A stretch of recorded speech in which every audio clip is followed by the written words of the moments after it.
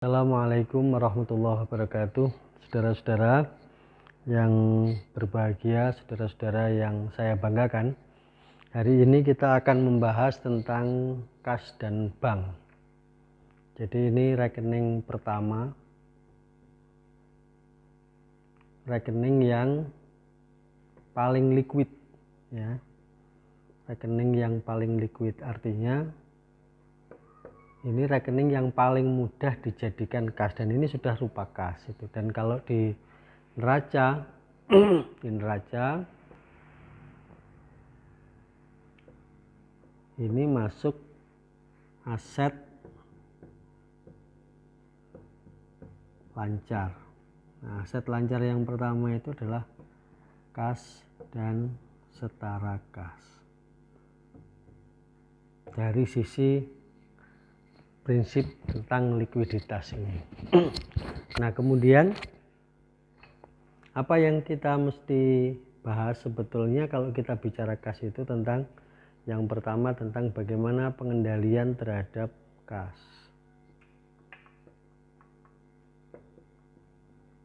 Nah, pembicaraan ini menjadi penting karena apa? Karena satu sisi kas itu menjadi aset yang sangat berharga bagi perusahaan, aset yang disenangi oleh semua orang,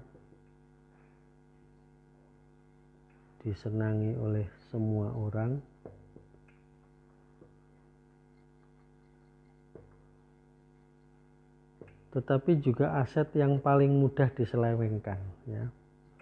Aset yang paling mudah diselewengkan.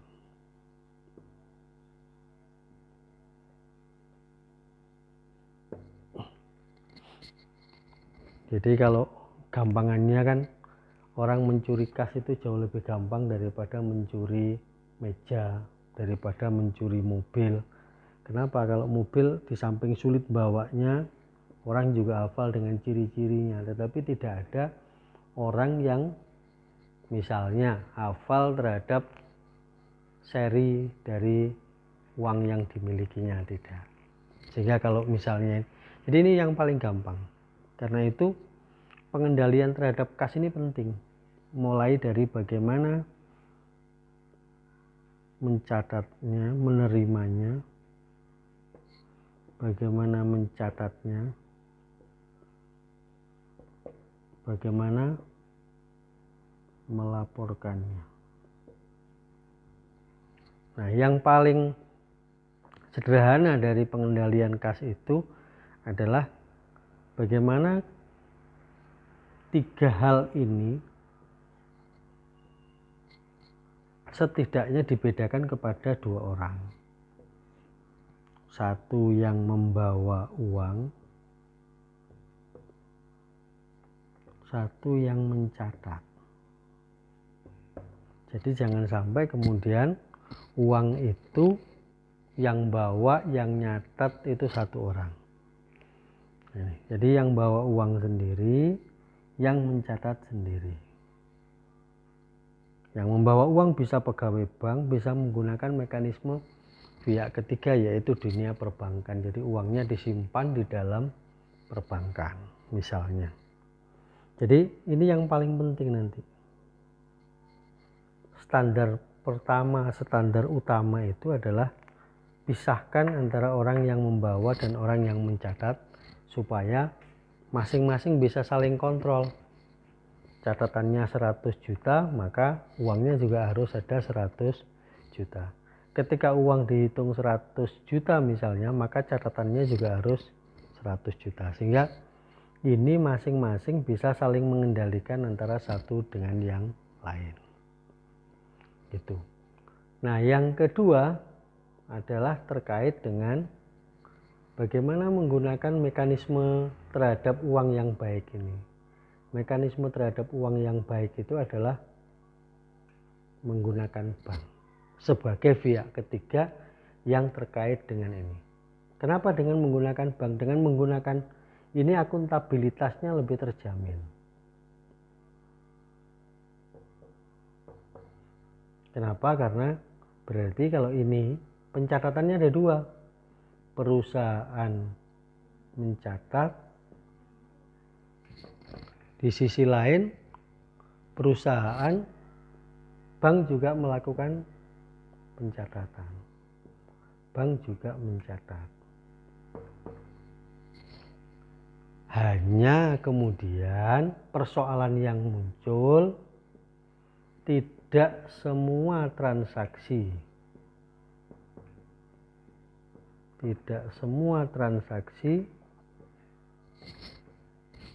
bisa menggunakan jasa perbankan.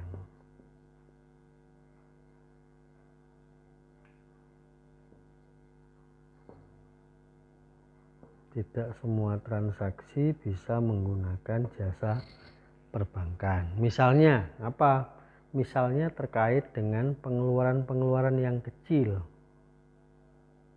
Pengeluaran yang kecil. Bayar minuman kan tidak mungkin pakai cek. Bayar minuman tidak mungkin menggunakan mekanisme perbankan. Kita bisa jadi mekanisme perbankannya bisa, tetapi yang diajak bertransaksi tidak bisa. Misalnya kita bisa melakukan transaksi atas itu, tetapi orang lain tidak bisa. Karena itu nanti ketika kita menggunakan bank ini ada dua hal. Yang pertama, untuk kas yang besar menggunakan mekanisme perbankan murni. Tetapi yang terkait dengan kas kecil, nah, perusahaan harus membuat pencatatan sendiri karena tadi itu tidak mungkin menggunakan mekanisme perbankan. Itu. Sehingga pembahasan kita di kas ini memang ada dua. Yang pertama adalah terkait bagaimana mencatat kas kecil kalau bank tidak bisa melakukannya, dan bagaimana nanti kemudian kalau menggunakan pencatatan dengan menggunakan mekanisme perbankan, di mana nanti perbankan sebagai institusi sendiri dan perusahaan juga merupakan institusi tersendiri. Nah, sekarang kita bicara kas kecil tadi. Kalau tidak bisa terlayani oleh dunia perbankan karena bisa jadi salah satu pihak tidak mengenal model transaksi itu, maka nanti kita akan belajar tentang bagaimana mencatat kas kecil ini, atau yang sering disebut sebagai petty cash.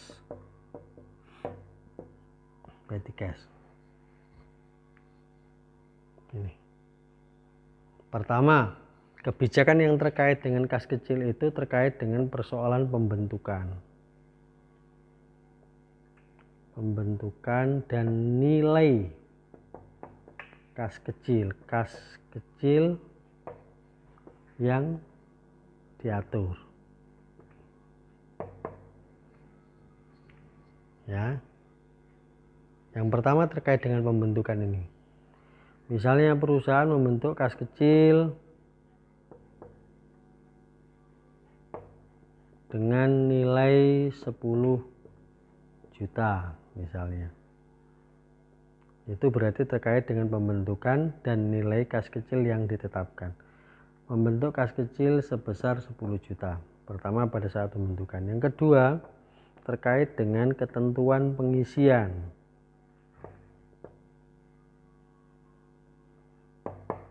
Diisi setiap berapa lama? Misalnya diisi setiap minggu, ya berarti setiap 1 minggu akan dilakukan kebijakan pengisian terhadap kas kecil. Jadi ini ada proses pengisian. Apa boleh Pak lebih dari 1 minggu? Boleh, misalnya 2 minggu sekali. Lebih dari itu boleh Pak, misalnya sebulan sekali. Itu juga boleh. Jadi ketentuan pengisiannya terserah perusahaan bagaimana membuatnya, apakah seminggu sekali atau 2 minggu sekali atau sebulan sekali. Itu diserahkan kepada mekanisme yang ada di dalam manajemen perusahaan. Nah, yang ketiga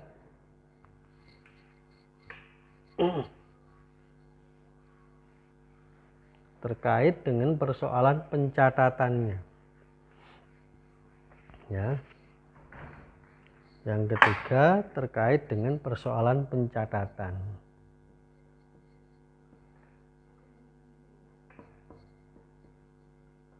Kas kecil. Pencatatan kas kecil itu ada dua. Yang pertama sistem saldo tetap.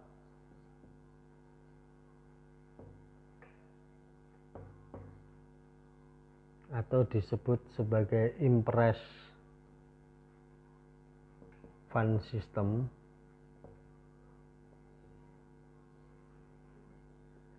IFS. Yang kedua adalah fluctuating fund system.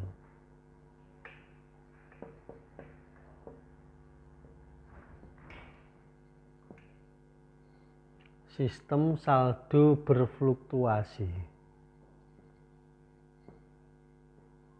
Sistem saldo berfluktuasi. Jadi ada dua sistem pencatatan ini. Yang pertama adalah sistem saldo tetap atau biasa disebut impress fund system. Yang kedua adalah sistem saldo berfluktuasi atau fluctuating fund system. Sekarang misalnya begini.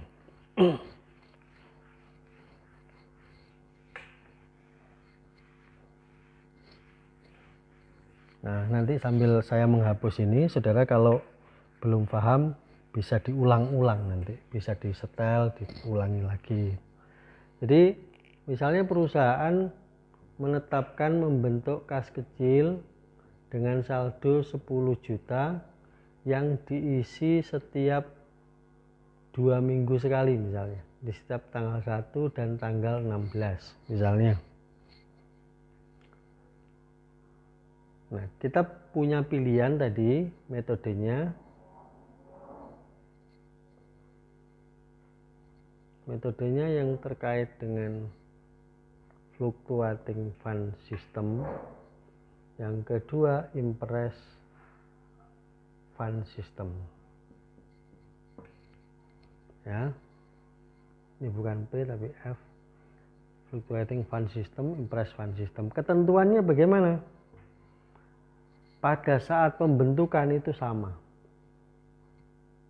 jurnalnya. Berarti di sini kas kecil pada kas. Pada saat pembentukan sama. Kas kecil pada kas. Tadi membentuk 10 juta. Nah, berarti kas kecil 10 juta, di sini 10 juta. Kas kecil pada kas.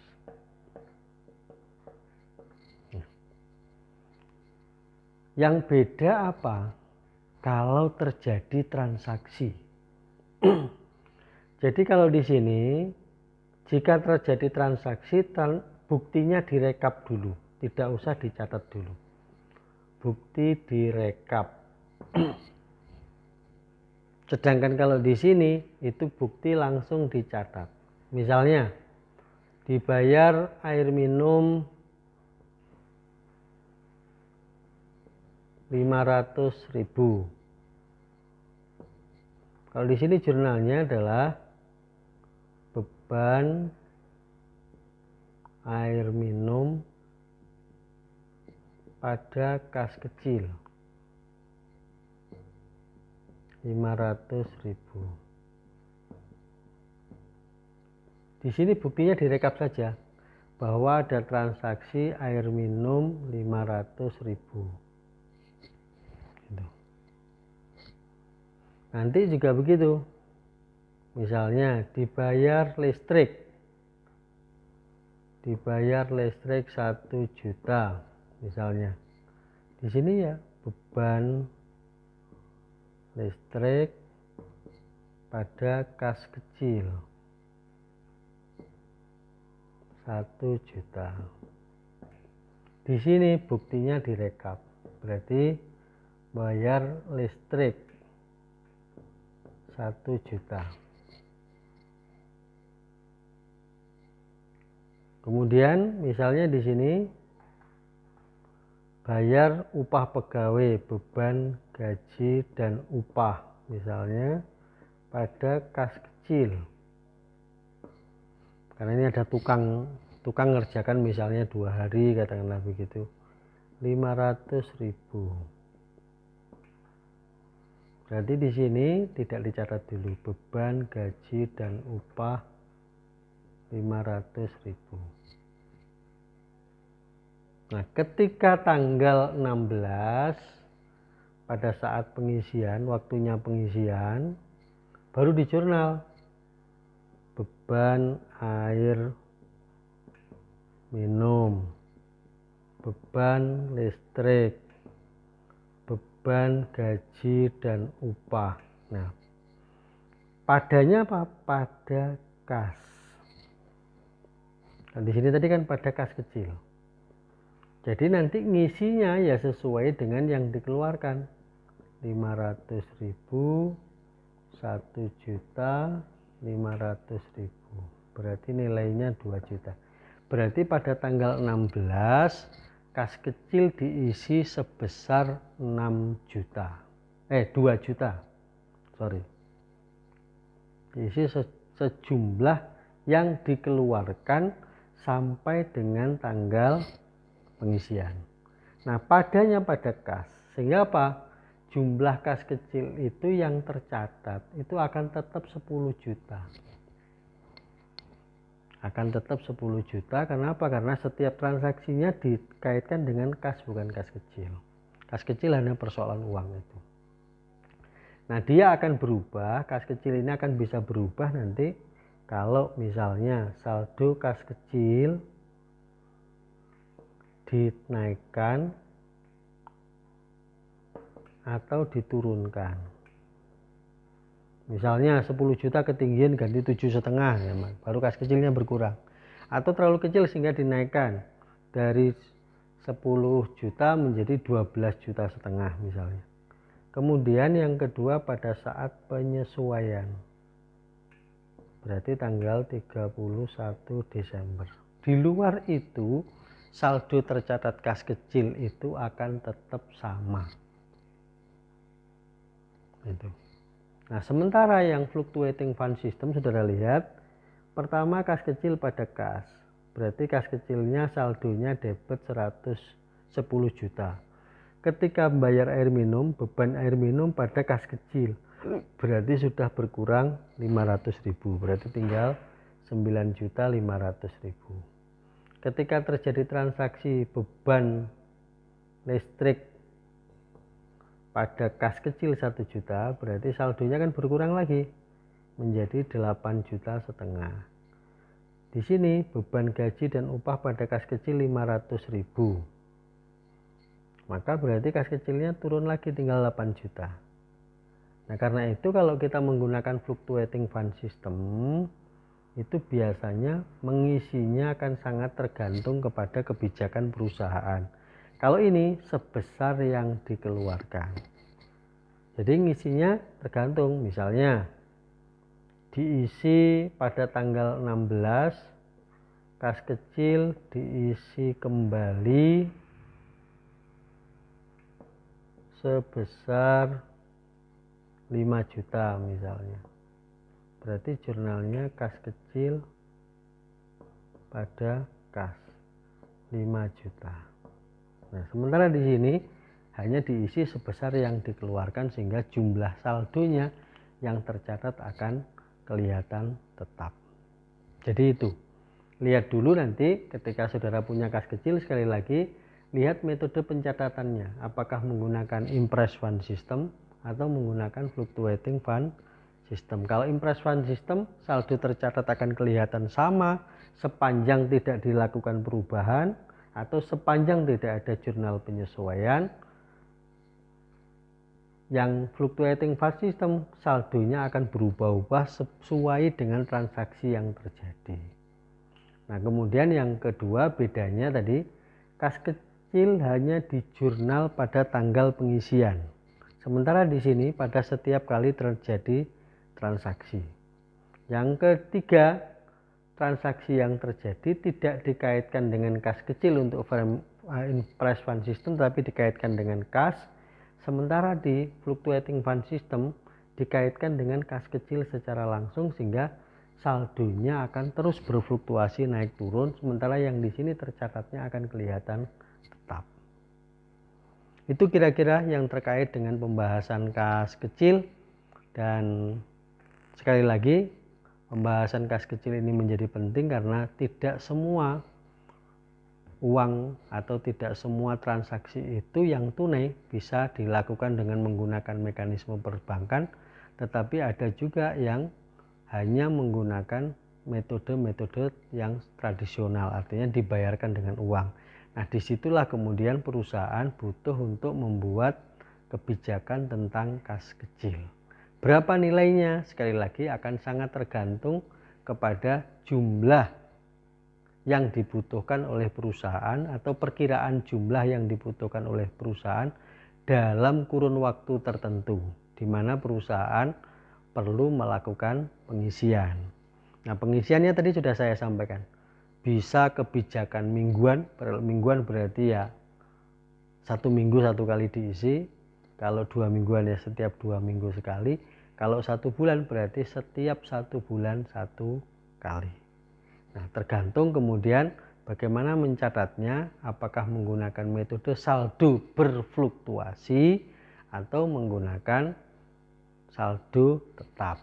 Nah, saudara-saudara, untuk latihan nanti saya gunakan buku ini sebagai standar utama, buku pengantar akuntansi, konsep dan teknik penyusunan laporan keuangan, karangannya Rudianto, adaptasi IFRS IFRS yang diterbitkan oleh penerbit Erlangga.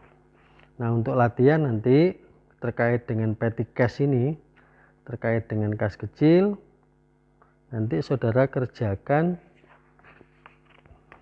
latihan 10.2 dan 10.4 ya. Latihan 10.2 dan 10.4 ada di halaman 204 dan 205. Ini yang terkait dengan pembahasan kas kecil, dan nanti setelah pembahasan kas kecil kita akan membahas tentang rekonsiliasi bank manakala semua transaksi kita itu menggunakan mekanisme perbankan, kecuali yang kas kecil itu. Berarti yang menggunakan mekanisme perbankan nanti kita akan belajar tentang bagaimana membuat rekonsiliasi bank. Terima kasih, kurang lebihnya mohon maaf. Tetap semangat, semoga kita semua sehat selalu. Wallahul muwaffiq ila aqwamit thoriq. Wassalamualaikum warahmatullahi wabarakatuh.